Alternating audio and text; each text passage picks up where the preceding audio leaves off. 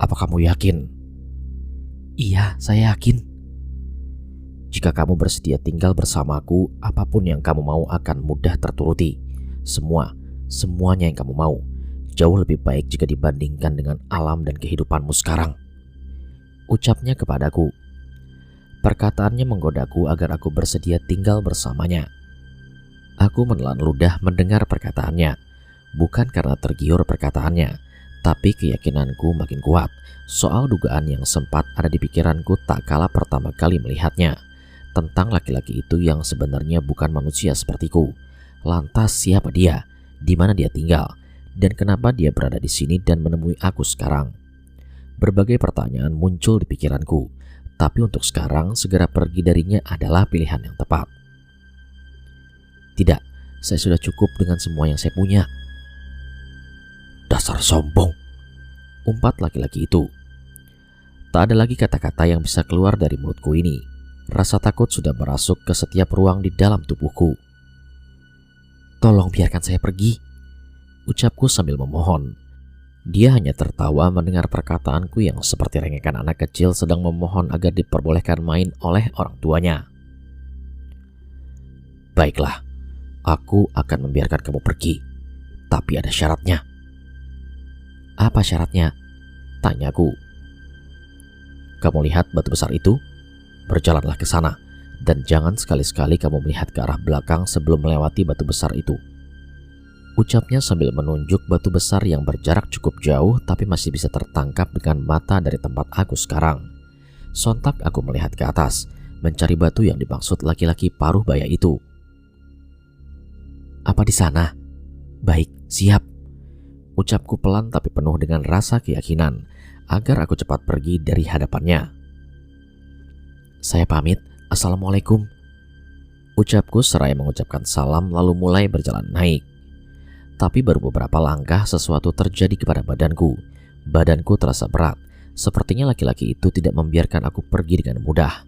Badanku yang semula biasa kini mulai terasa berat, seperti ada seseorang yang sengaja menahanku dari belakang. Semakin melangkah ke atas, badanku juga semakin berat. Setiap aku hendak menghadap ke arah belakang mencari penyebab kejanggalan ini, aku selalu mengingat petuah dari laki-laki tadi. Jangan melihat ke arah belakang jika belum melewati batu besar itu. Beberapa kali aku berhenti sambil memegang bahu dan melemaskan kaki. Meskipun itu tidak begitu berarti, minimal bisa meredakan nafasku dan detak jantungku yang tidak beraturan. Edi.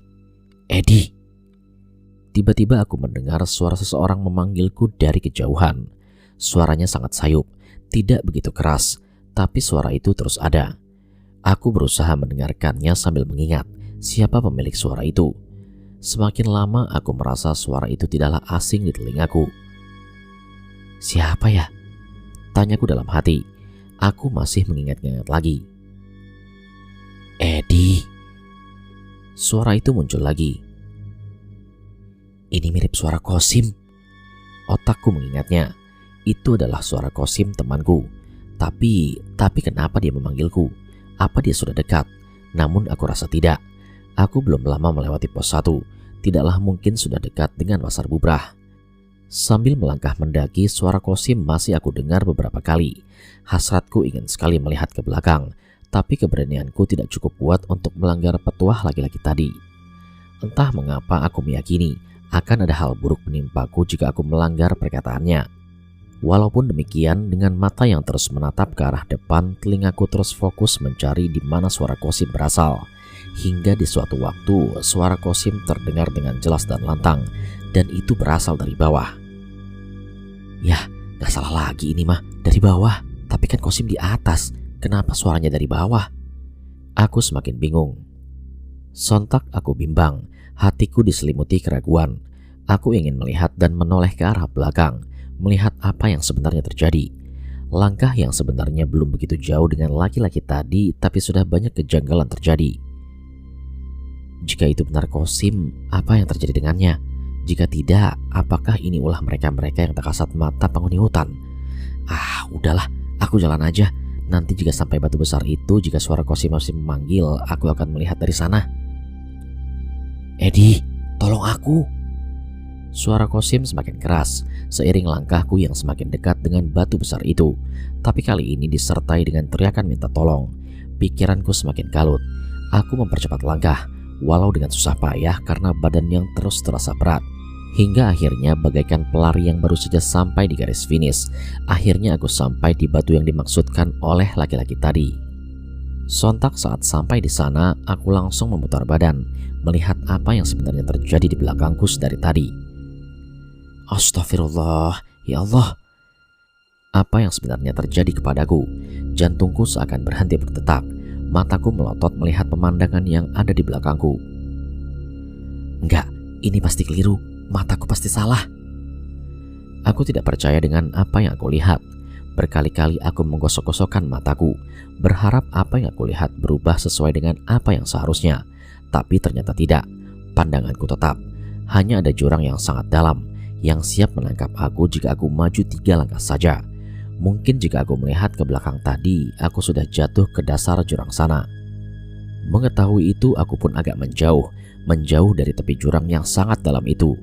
Batu besar yang disebutkan laki-laki tadi adalah perbatasan antara jurang dan punggungan tempat aku berdiri. Aku pun kembali dihantui dengan pertanyaan-pertanyaan baru. Jika itu jurang, lantas memijak apa kakiku dari tadi? Pasalnya arah kedatanganku adalah dari jurang yang sangat dalam tadi. Memang tidak dimasuk akal dan logika. Anehnya lagi, selepas aku melewati batu besar tadi, tubuhku terasa ringan dan normal lagi. Aku duduk, diam sambil menenangkan diri melihat langit dan memikirkan yang baru saja terjadi. Ya Allah. Berkali-kali aku menyebut Sang Pencipta alam semesta ini, berharap agar apa yang baru saja menimpaku bukanlah pertanda buruk untukku atau untuk teman-temanku yang sedang menungguku di atas sana. Kini tubuhku mulai dingin. Berada di punggungan seperti ini sangat rentan terkena angin yang akan bebas menyapu tubuhku dari segala penjuru. Saat aku berdiri dan akan melanjutkan perjalanan, aku baru sadar kalau sekarang posisiku tidak lagi di jalur pendakian yang benar. Mataku memperhatikan ke sekitar, mencari jalur pendakian yang benar. Ya Allah, kemana aku harus melangkah? Tanyaku dalam hati. Jalur pendakian benar-benar tak terlihat oleh mataku. Aku segera merogoh HP lamaku yang dari tadi aku buat untuk memutar lagu. Di layar menunjukkan jika sudah pukul 21 malam. Aku harus cepat jalan agar tidak kemalaman. Terlebih lagi kabut tipis disertai angin mulai datang menyelimuti, mendorongku agar cepat bergerak dari tempat ini agar tidak terserang hipotermia. Andai saja di gunung seperti di perkotaan, jika tersesat dapat langsung membuka Google Maps dan dengan mudah akan kembali ke jalan yang benar. Perlahan aku kembali berjalan lagi. Kali ini langkah yang aku keluarkan adalah langkah dengan keraguan, karena aku tidak tahu kemana sebenarnya arah langkahku sekarang ini. Hanya satu doa dan harapanku, semoga aku bisa menyusul Kosim dan Ali dengan keadaan selamat. Yang aku ingat, aku telah melewati pos 1, dan yang aku ketahui di Gunung Merapi semakin ke atas maka vegetasi akan semakin minim. Jadi jika aku ke atas, aku bisa sedikit bernavigasi. Untuk sekarang tak ada yang bisa digenggam kecuali keyakinanku sendiri. Aku berusaha mengumpulkan sisa-sisa keberanian dan keyakinanku sendiri yang sudah runtuh sedari tadi. Pelan tapi pasti bisa. Begitulah langkahku sekarang. Semak belukar serta beberapa pohon besar menyambut kehadiranku. Tapi lama-lama keadaan itu semakin lama berubah seiring langkahku yang kini semakin naik. Masih dengan bantuan headlamp di kepala, aku memperhatikan setiap jalan yang kini aku lewati. Medan tanah perlahan berubah menjadi pasir dan kerikil, tersesat sendirian di dalam hutan. Memang malang sekali nasibku ini. Hingga tiba-tiba di ujung penglihatan ada sebuah pemandangan yang menyita perhatianku. Berkali-kali aku memejamkan mata dan mengarahkan cahaya headlampku ke sana agar dapat dengan jelas tertangkap oleh kedua mataku. Namun sialnya, yang ada di sana bukanlah hal yang aku harapkan. Sesosok makhluk berukuran raksasa berwarna hitam dengan mata merah menyala terlihat dari kejauhan. Melihat sosok raksasa itu membuat aku ragu untuk melanjutkan langkah lagi. Apa aku harus mundur kembali? Tidak, jika mundur aku akan kembali ke jurang tadi. Artinya tak ada jalan jika aku kembali ke sana. Aku berusaha mencari jalan lain selain jalan yang mengarah ke tempat raksasa itu berdiri. Tapi sialnya tak ada jalan lain selain jalan yang mengarah ke tempat raksasa itu berdiri. Kenapa begitu? Hal itu karena posisiku masih berada di punggungan bukit, membuat area di sekitarku masih sempit dan diapit oleh jurang yang sangat dalam. Aku berdiam diri cukup lama. Kakiku gemetar tak kala aku ingin mengangkat kaki dan melanjutkan langkahku. Apakah aku akan mati di sini? Apakah semuanya akan berakhir di sini? Akankah aku dikoyak dan menjadi santapan bagi raksasa itu? Dalam kemelut rasa takut, aku masih mencoba mencari jalan lain atau sekedar bersembunyi. Tapi tidak dengan tempat untuk bersembunyi. Jalan satu-satunya pun hanya mengarah ke arah raksasa itu. Ya Allah, lindungi hamba-Mu ini yang teramat sangat lemah dan tidak berdaya ini. Aku hanyalah anak sekolahan bandel yang membohongi kedua orang tuaku hanya demi mendaki gunung ini. Setelah menarik nafas panjang, aku mulai melangkah lagi. Di ujung raksasa itu sudah menungguku. Saat semakin dekat, sosok raksasa itu semakin terlihat jelas dengan kedua mataku. Matanya merah menyala dan dua taring besarnya tumbuh dari dalam mulutnya, seakan haus akan darah dan ingin memangsa apapun yang ada di hadapannya. Namun sial, aku hanya berada di hadapannya dengan jarak tak lebih dari 15 meter, dan ada kemungkinan jika aku tertangkap olehnya, aku akan menjadi santapannya. Suara raungannya pun terdengar semakin jelas saat langkahku semakin dekat dengan raksasa itu. Kepalaku tertunduk, tak sedikit pun berani menatap ke arah raksasa itu. Assalamualaikum, jika kamu sama-sama makhluk ciptaan Allah, biarkan aku lewat. Aku hanyalah makhluk kecil yang ingin menikmati ciptaan Allah yang megah ini. Ucapku dari dalam hati dengan tetap menundukkan kepala. Namun tiba-tiba raksasa itu tertawa menggelegar, membuat telingaku sakit saat mendengar suaranya. Sontak sambil jongkok, aku menutup telinga dengan kedua tanganku. Tolong, saya tidak punya niat jahat di gunung ini. Biarkan saya pergi dari sini. Ucapku dengan suara terbata-bata karena ketakutan. Namun dia hanya tertawa seakan menertawakan perkataanku tadi.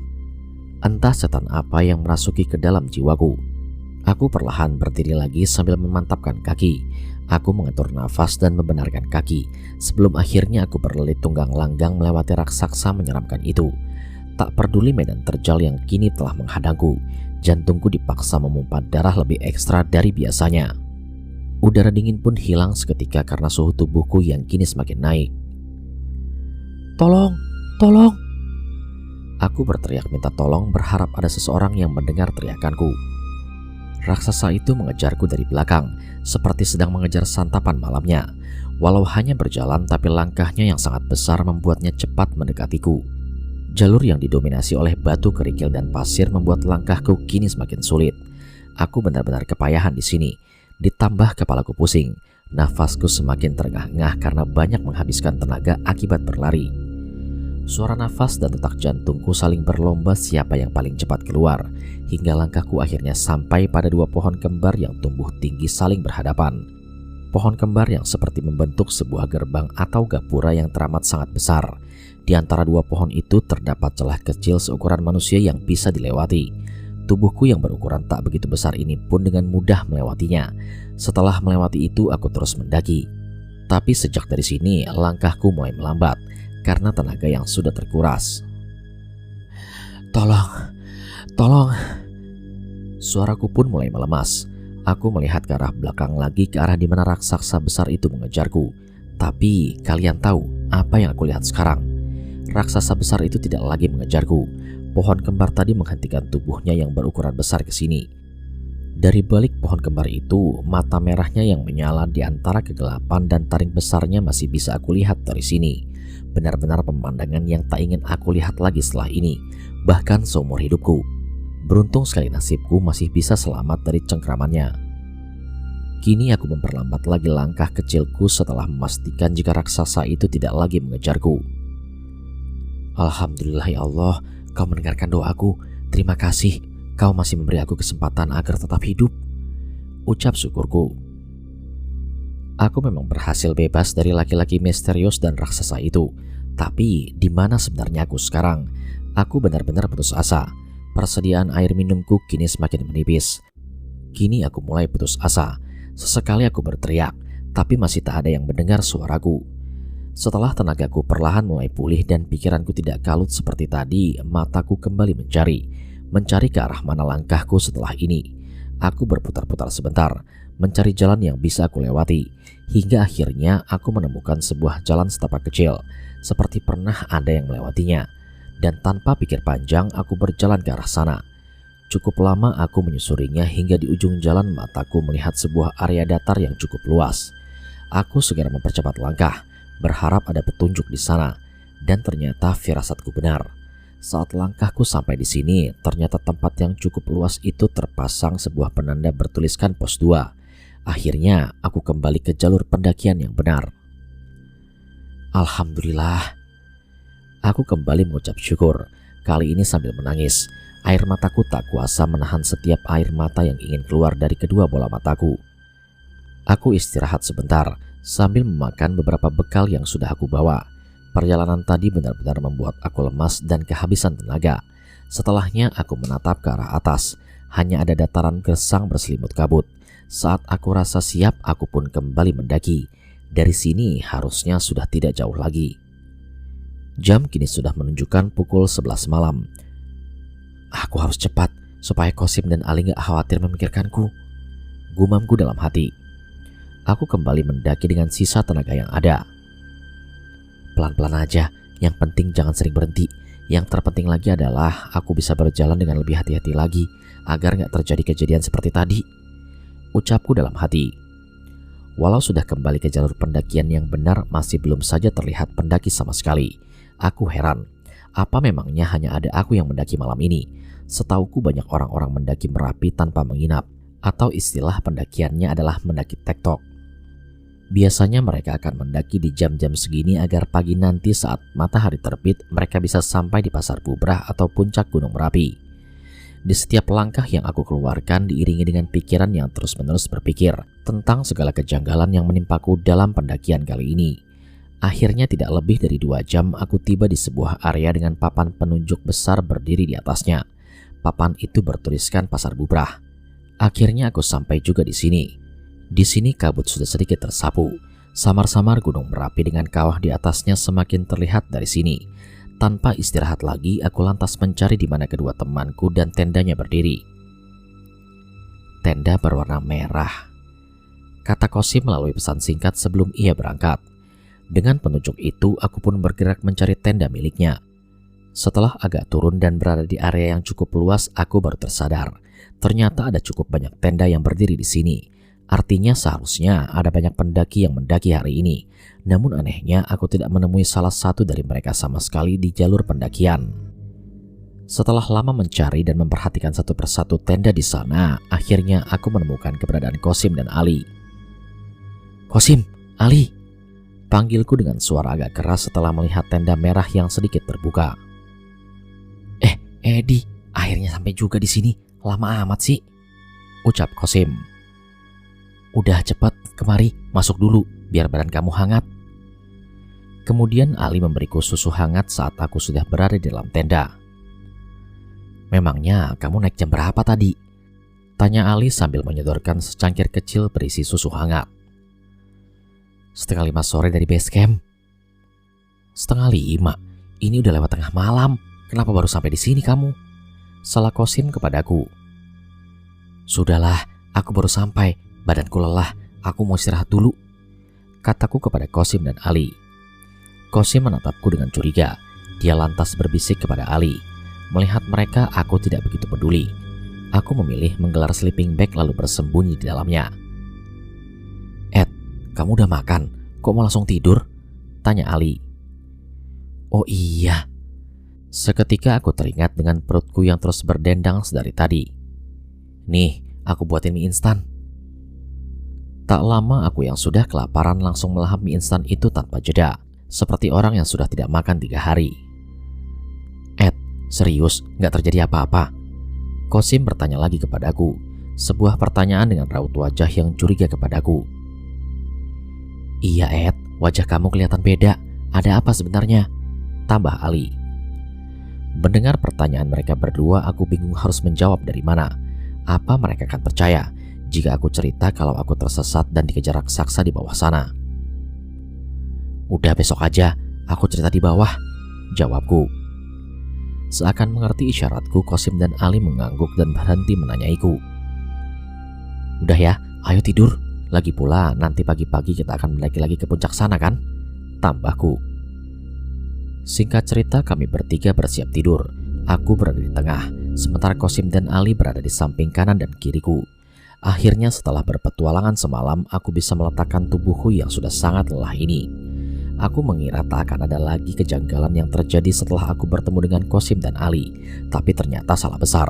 Kejanggalan itu datang lagi dan semakin tidak masuk akal sehat manusia. Aku yang sudah tertidur, tiba-tiba Ali membangunkan aku secara paksa. Ed, bangun, ucapnya sambil menepuk-nepuk bahuku. Apaan? Apa kamu gak dengar ada suara aneh? Ada suara banyak orang di luar? Tanya Ali. Suara siapa, Li? Aku baru aja tidur. Kenapa kamu membangunkan aku? Badanku capek, Li. Aku gak dengar apa-apa, ucapku dengan kesal. Serius, Ed, aku gak lagi bercanda. Udahlah, Li, mungkin kamu salah dengar akibat badan kamu kelelahan, ucapku sambil kembali memejamkan mata. Namun belum lama aku menutup mata lagi, sebuah suara gamelan tiba-tiba muncul yang entah dari mana datangnya. Sontak aku pun kaget. Itu Ed, apa kamu gak dengar? Jelas banget Ed suaranya, ujar Ali. Kosim, bangun. Aku membangunkan Kosim. Saat matanya terbuka, dia juga tercekat dengan suara gamelan di luar tenda. Suara apa itu? Tanya Kosim. Diam dulu, Sim, ucap Ali dengan suara pelan.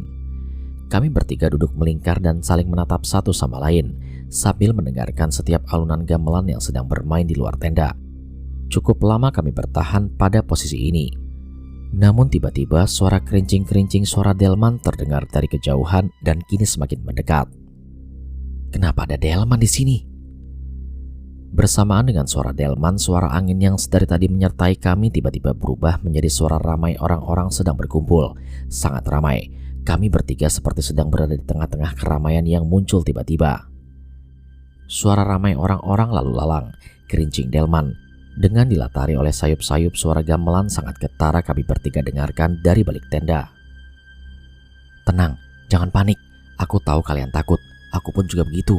Tapi usahakan kita tetap tenang, ucapku pada Kosim dan Ali. Di antara kemelut malam itu, tiba-tiba aku teringat dengan Pak Gun, bapak-bapak yang aku temui di awal pendakian tadi yang memberi aku sebuah pesan. Di atas sering ada pasar. Jika nanti kamu menemuinya, belilah salah satu. Apa saja, jangan sampai kamu tidak membeli apa-apa di sana. Hitung-hitung membantu mereka. Begitulah isi pesannya. Tadi saat baru mulai mendaki, aku berpapasan dengan bapak-bapak, sepertinya warga lokal. Aku diberi pesan aneh darinya. Awalnya aku hanya mengira itu sebuah angin lalu belaka. Memangnya apa pesannya, Ed? Tanya Ali. Jika menemui sebuah pasar di sini, aku diminta membeli salah satu dagangannya, apa saja, dan itu harus dilakukan. Begitu pesannya. Kamu serius, Ed? Tanya Kosim kepadaku. Aku hanya mengangguk. Apa kamu yakin jika keramaian di luar itu adalah sebuah pasar? Sela Ali. Menurutku begitu. Kita keluar saja untuk memastikan. Jika memang benar, kita lakukan pesan dari Pak Gun. Ah, kamu gila. Kita nggak tahu apa yang sebenarnya terjadi di luar sana. Bisa-bisanya kamu bilang kita harus keluar lalu berinteraksi dengan mereka di luar sana, Kosim mengumpatku. Lagi pula, mana ada pasar di atas sini tengah malam begini, Ed? Kosim semakin menggertak. Sudah, tenang dulu. Aku kan sudah bilang, jangan panik. Kita tidak bisa berpikir dengan jernih. Kali ini aku hanya menyampaikan pesan kepada kalian, bukan untuk menakut-takuti, karena perkataannya tadi terjadi sekarang. Lalu sekarang kita harus bagaimana? Tanya Ali. Di antara rasa takut yang semakin memuncak, tiba-tiba kami mendapat gangguan dari luar tenda. Tenda yang semula diam dan aman menjadi goyang seperti ada yang sengaja memainkan dari luar. Aduh, ini apa lagi?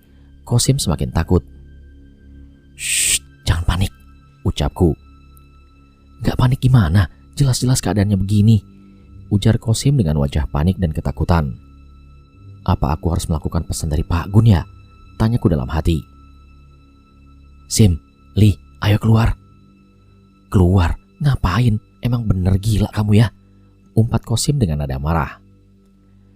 Firasatku kita harus keluar sekarang melakukan pesan dari Pak Gun agar kita bisa bebas dari gangguan ini. Aku gak berani keluar, ujar Kosim. Kamu gimana, Li? Jika bisa membuat kita selamat, ya aku ikut aja deh, jawab Ali. Ali ikut bersamaku. Apa kamu yakin mau sendirian di tenda, Sim? Ah, teman macam apa ini memberikan aku pilihan yang sulit.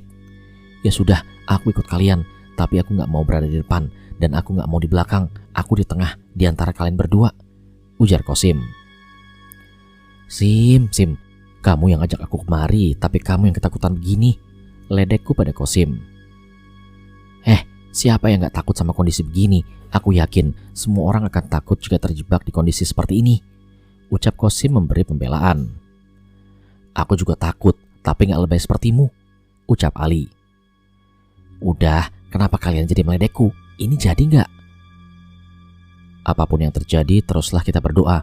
Kita hanya makhluk kerdil di antara banyaknya ciptaan Tuhan yang Maha Kuasa. Jangan lupa bawa senter. Perlahan aku mulai membuka resleting tenda. Sangat pelan sekali.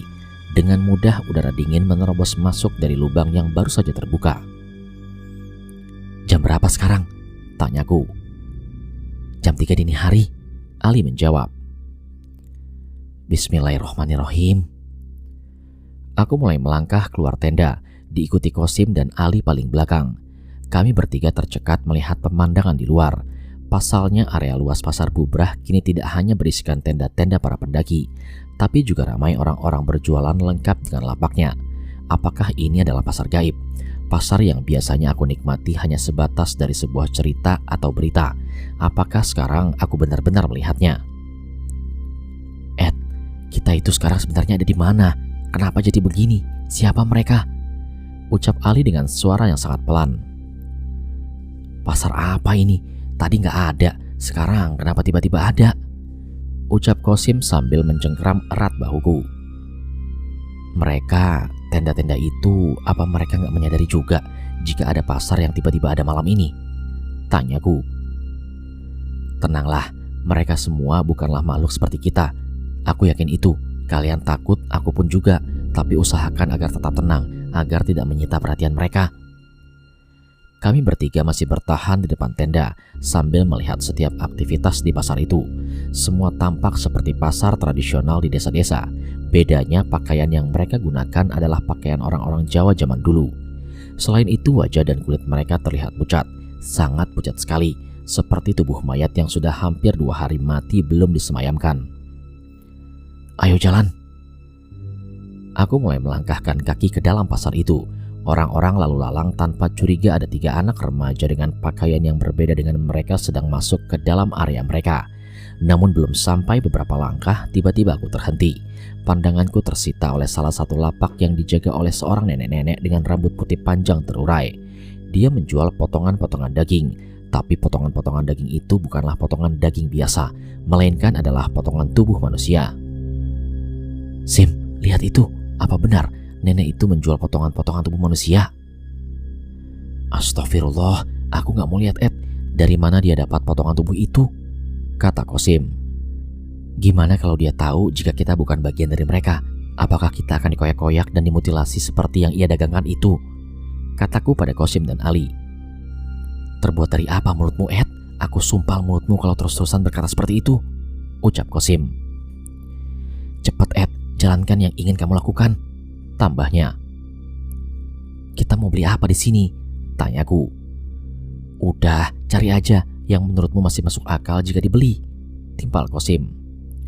Aku kebingungan, kakiku tertahan. Harus membeli apa di pasar seperti ini? Pasar yang bahkan aku sendiri tak tahu pasar apa dan dari mana orang-orang di dalamnya. Dengan cepat mataku melihat ke setiap arah pasar itu, mencari ke pedagang mana bisa aku menjalankan pesan dari Pak Gun. Setelah dengan cermat mencari, jatuhlah pilihanku. Sim, Li, kita jalan lagi. Terus kalian menyebut nama Allah agar kita bertiga selamat dari sini, ucapku pada Kosim dan Ali. Aku pun mulai melaju dengan langkah pelan dan sangat hati-hati menuju ke lapak pedagang yang ingin aku tuju, diikuti Kosim dan Ali yang ada di belakangku. Ed, percepat langkahmu, suruh Kosim saat kami bertiga sampai di tengah-tengah pasar. Berada di sini membuat kami bertiga merinding. Keringat dingin mengalir dari balik baju dan jaketku. Sudah, sekarang kamu pegangan pundakku. Suruh Ali juga pegang pundakmu. Di sana sedikit lagi kita sampai, ucapku pada Kosim. Setelah melewati rentetan kejadian seram semalaman membuat keberanianku secara alami bertambah kuat. Tak berselang lama kami bertiga sampai di sebuah lapak yang dijaga oleh anak laki-laki yang kuperkirakan usianya 12 tahun. Aku memilihnya karena lapaknya lah barang yang dijual terlihat tidak begitu asing bagiku. Bungkusan-bungkusan mie instan, jajanan-jajanan dan air mineral yang berjejer di atas meja kecil miliknya. "Beli apa, Mas?" tanya anak kecil itu. Anak kecil itu bertanya kepada kami bertiga dengan nada pelan dan raut muka yang datar. Tiba-tiba Kosim memukulku. Cepetan, mau beli apa?" suruhnya. "Ambil aja air mineral sama mie instan, Ed," terang Ali. Ini berapa, Dek?" tanyaku. Anak itu lantas mengangkat tangannya sambil mengacungkan ketiga jarinya tanpa mengeluarkan suara. Awalnya aku bingung dengan yang ia lakukan. 3.000, ucap Ali. Lalu anak itu mengangguk. "Saya beli 2 ya, Dek." Aku meraba kantong celana dan jaketku, namun naasnya tak ada uang sama sekali di kantongku. "Kalian bawa uang gak? Di kantongku gak ada uang," ujarku pada Kosim dan Ali. Kemudian Ali menyodorkan 2 lembar uang bernilai 6.000 rupiah. "Matur nuwun," ucap anak itu sambil menyatukan kedua telapak tangannya dan menghantarkannya ke dada. "Sudah, Ed, kita bisa kembali ke tenda sekarang?" tanya Kosim.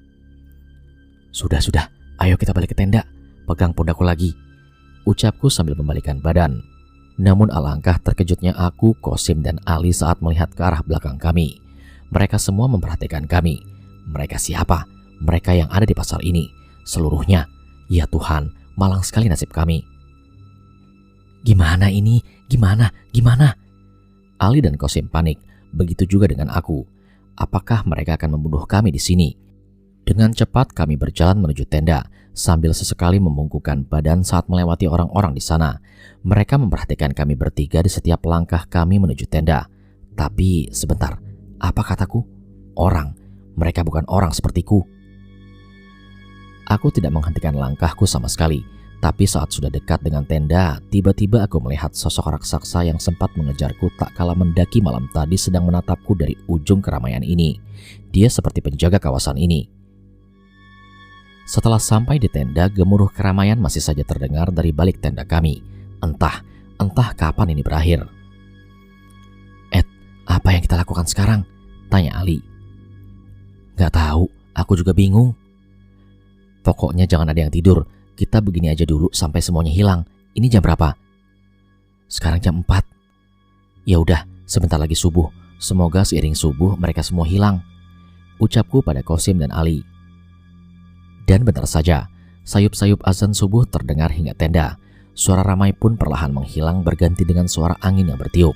Aneh, mereka semua hilang. Keramaian itu hilang. Singkat cerita, setelah semuanya aman, kami bertiga memutuskan untuk tidur lagi.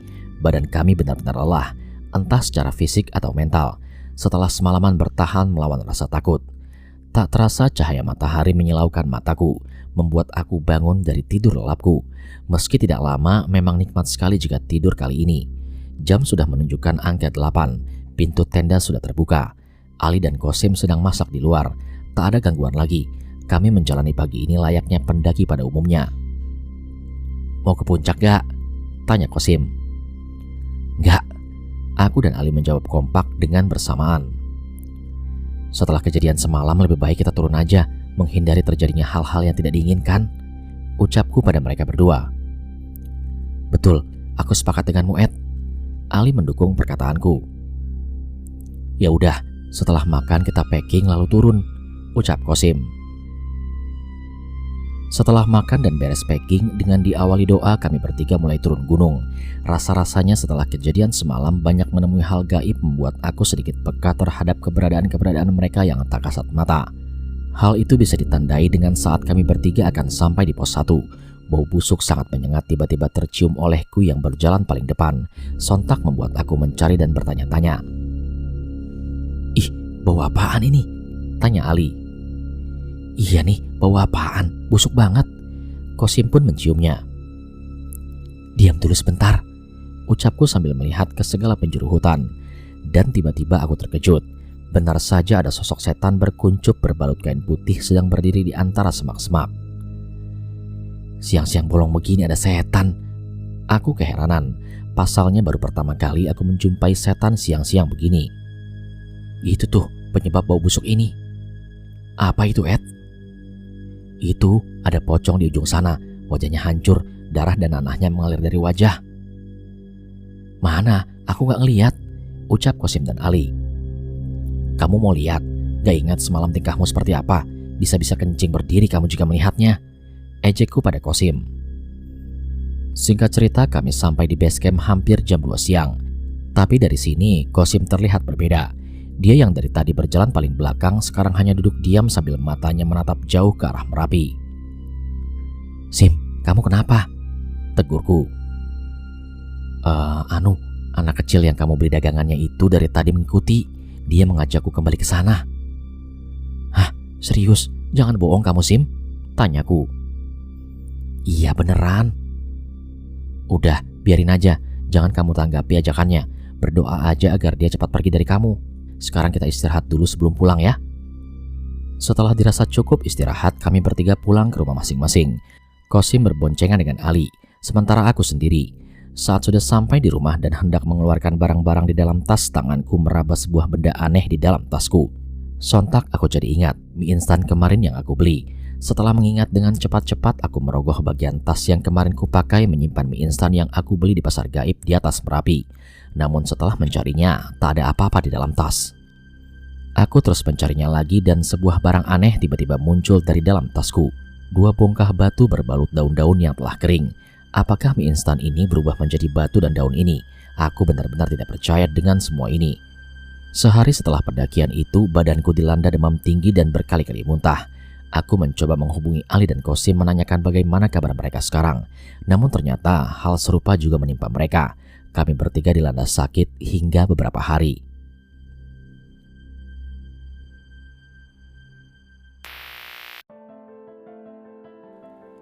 Sekian cerita pada kesempatan kali ini. Terima kasih saya ucapkan kepada teman-teman yang sudah setia menyimak cerita di channel Mereka Ada. Jangan lupa support channel Mereka Ada dengan cara menekan tombol subscribe dan menyalakan lonceng notifikasinya, supaya teman-teman tidak ketinggalan setiap cerita yang diupload di channel Mereka Ada. Sampai di sini dulu perjumpaan kita kali ini. Sampai bertemu pada episode selanjutnya. Saya Aldi pamit undur diri dari hadapan kalian.